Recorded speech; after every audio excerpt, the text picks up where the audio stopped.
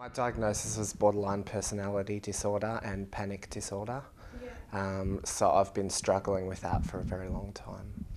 I couldn't really do anything with myself. I can't work. I can't do anything, you know.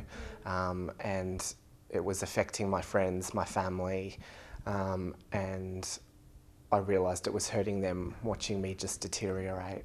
Mental illness can be crippling, and Mark's story isn't unusual. Around 1 in 4 young Australians are dealing with mental health problems, and the system is struggling to cope. On and off throughout my whole life, I tried to seek help but never really got anywhere. There was a lot of misdiagnosis and trial and error with different places, and wasn't until I found Origin that I actually got somewhere. Mental health has hit the political arena this week, with the ALP and the Greens both releasing their policies on mental health.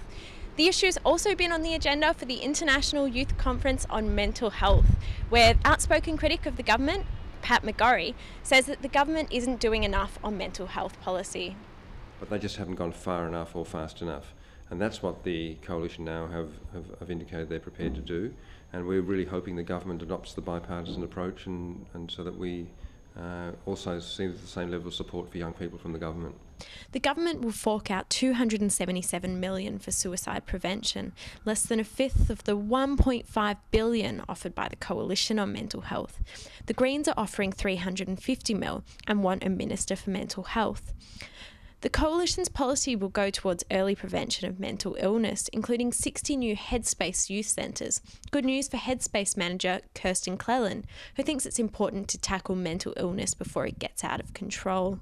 The model that Headspace work with around the early intervention and prevention, I think, is so very important for a lot of young people to get some help early so that things don't go on to develop a more serious mental health issue, like, a serious depression or maybe leading on to other sort of psychiatric illnesses. Whichever party or policy gets across the line at this coming election, Mark's advice for those suffering in silence Be not to let anything go and to not stop trying to find help, because if you can find help, then you might actually have a chance of pulling through it.